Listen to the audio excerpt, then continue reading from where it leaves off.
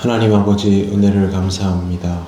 이 아침에도 우리에게 기도의 자리를 주셨사오니 하나님 앞에 기도함을 통하여 하나님 아버지를 더 깊이 알며 하나님께로 나아가기 원합니다.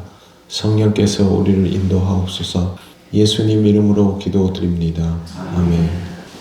찬송가 288장 하나님께 찬양드립니다. 예수를 나의 구주 삼고 성령과 피로써 거듭나니 이 세상에서 내 영혼이 하늘의 영광 누리도다. 이것이 나의 간증이요 이것이 나의 찬송일세. 나 사는 동안 끊임없이 구주를 찬송하리로다.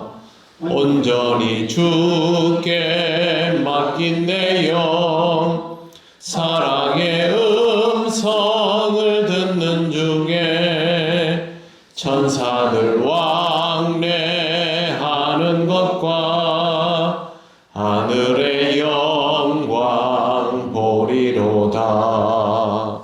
이것이 나의 간증이요 이것이 나의 찬송일세.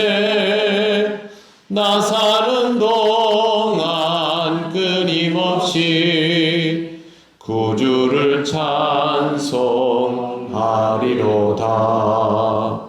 주 안에 기쁨 누림으로 마음의 풍랑이 잔잔하니 세상과 나는 간 곳 없고 구속한 주만 보이도다. 이것이 나의 간증이요 이것이 나의 찬송일세. 나 사는 동안 끊임없이 구주를 찬송하리로다.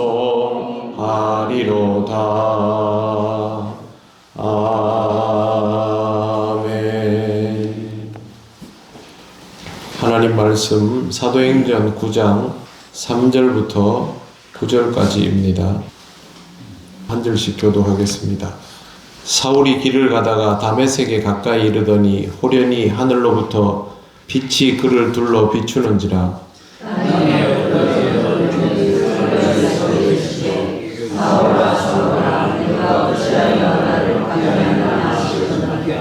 대답하되 주여 누구시니까? 이르시되 나는 내가 박해하는 예수라.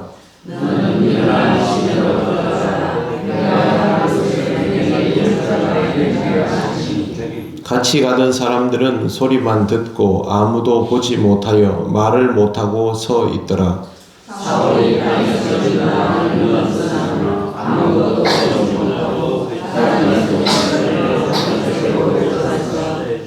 같이 읽겠습니다. 사흘 동안 보지 못하고 먹지도 마시지도 아니하니라. 아멘. 사울은 그리스도인을 잡기 위해서 다메섹으로 올라가는 중이었습니다. 그런데 그때 호련히 하늘로부터 빛이 그를 둘러 비추었고 사울은 그 빛 앞에 엎드러지게 됩니다. 4절에 보시면 땅에 엎드러져 들음에 소리가 있어 이르시되 사울아 사울아 내가 어찌하여 나를 박해하느냐 하시거늘. 꼼짝도 못하고 엎드린 사울에게 이런 소리가 들렸습니다. 사울아 사울아 내가 어찌하여 나를 박해하느냐.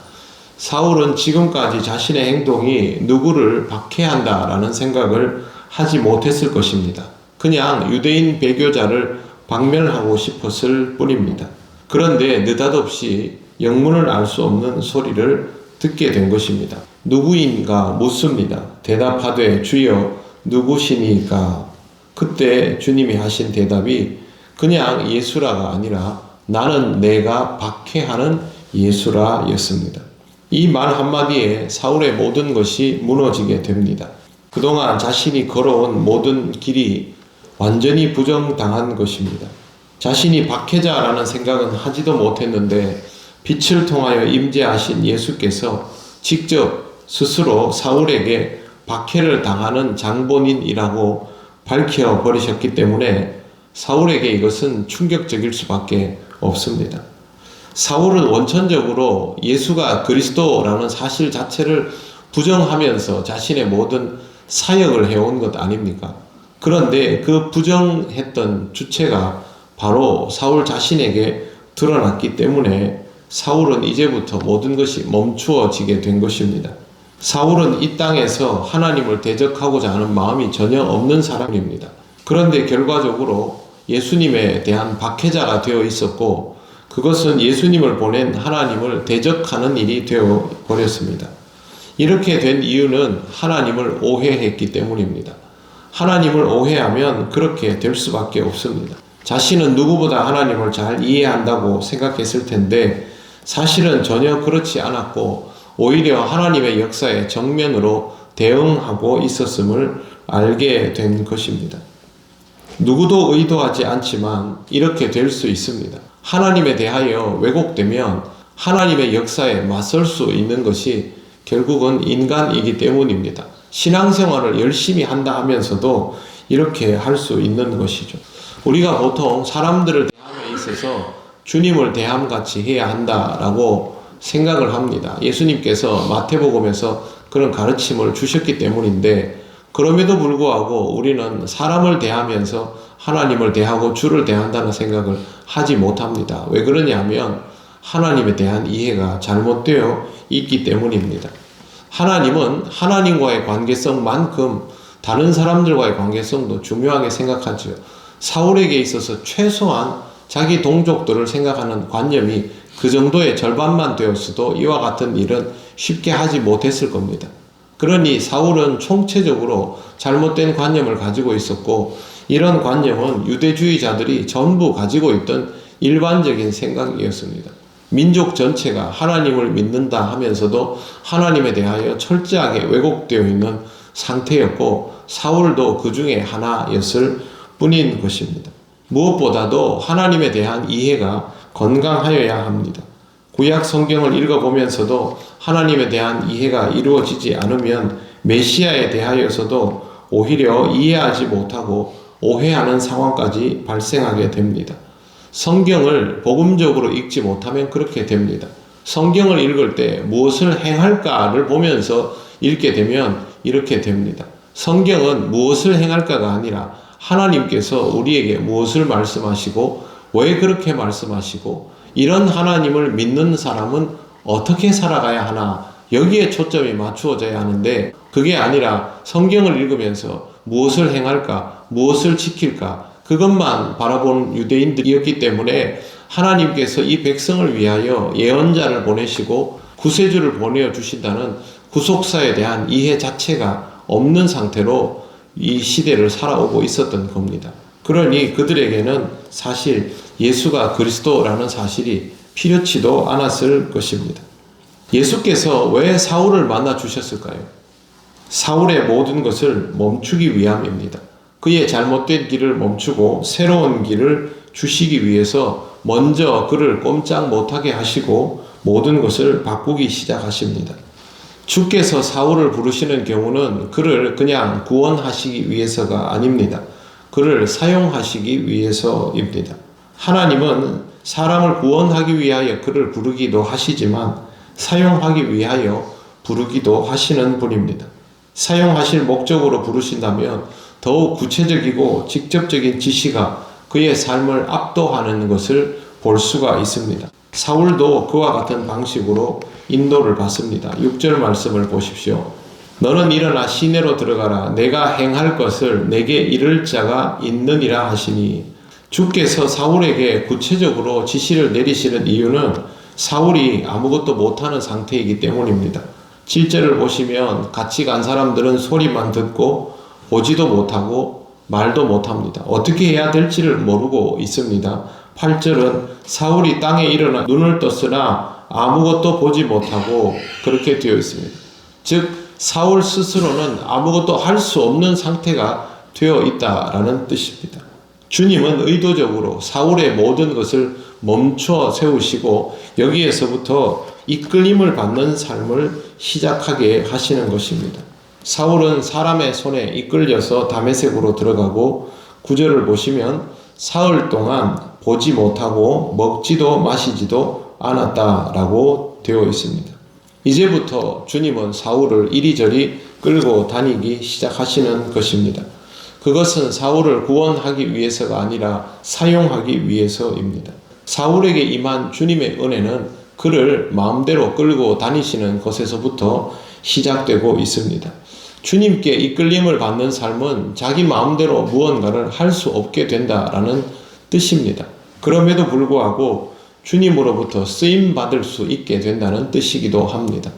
우리 그리스도인은 구원을 받는 것만으로 이 땅을 살아가지 않습니다. 구원을 받음과 동시에 쓰임받기 위한 부르심도 함께 경험하게 됩니다. 그렇다면 주님은 우리를 이끌고 다니십니다. 우리 스스로 보는 것들을 멈추게 하고 우리의 판단들을 멈춰 세우며 우리가 무기력하도록 만든 다음에 우리를 이끌게 하셔서 전적으로 따를 수밖에 없도록 그렇게 역사하십니다. 사울의 삶은 이제 여기에서 마무리가 되었습니다. 이제부터는 이름 그대로일지 몰라도 완전히 다른 생활을 시작하게 됩니다. 이끌림을 받는 것이 하나님을 믿는 사람들에게 처음에는 불편할 수 있지만 그러나 이렇게 이끌림을 받는 것이 하나님께서 쓰시기 위한 너무도 은혜로운 과정이라는 것을 꼭 기억하시기를 바랍니다. 신앙생활은 내가 원하는 것을 이루며 살아가는 것이 아닙니다. 내가 하지 못하는 것들을 주님의 이름으로 하게 되며 살아가는 것을 뜻합니다. 내가 하고 싶은 것을 이루고 살아가면 그것이 어떻게 하나님을 기쁘시게 하는 삶이 될 수 있습니까? 내가 기쁜 삶이죠. 신앙은 자기 만족이 아닙니다. 하나님을 만족해 하는 삶이고 그것을 위해서 우리는 날마다 우리 자신을 하나님 앞에 복종케 만들어야 합니다. 바울이 늘 그런 고백을 했던 이유는 바울의 사역 속에 매일매일 그런 기도가 있었기 때문이겠죠. 매일매일 여러분이 그리스도인으로 살아가기 위해서 오늘 이 시간과 같은 기도의 자리가 필요할 수밖에 없다는 것을 깨달으셨다면 하나님께 이끌림을 받는 삶을 순종함으로 받아들이고 나아가시기를 바랍니다. 기도드리겠습니다. 하나님 감사합니다. 사울의 모든 것을 멈추어 세우시는 것을 보며 우리의 인생이 주님 앞에 멈추어졌던 순간들을 기억합니다. 우리도 주님의 부르심 앞에 이제 이끌림을 받아 살아가고 있습니다. 우리의 무기력함을 두려워하지 않게 하시고 주님이 이끌어 주심을 은혜로 받아들이며 그렇게 걸음을 갈 수 있게 되었음을 감사드립니다. 앞으로의 시간도 이끌림을 받는 삶이 되게 하여 주시옵소서. 우리가 보는 대로 우리가 원하는 대로가 아닌 하나님이 원하시는 대로 사라지는 인생이 되게 하시고 이것이 우리 모두에게 은혜 되게 하옵소서. 오늘도 주님의 은혜로 살아갈 수 있음을 감사드리며 예수님 이름으로 기도드립니다. 아멘. 하늘에 계신 우리 아버지, 아버지의 이름을 거룩하게 하시며 아버지의 나라가 오게 하시며 아버지의 뜻이 하늘에서와 같이 땅에서도 이루어지게 하소서.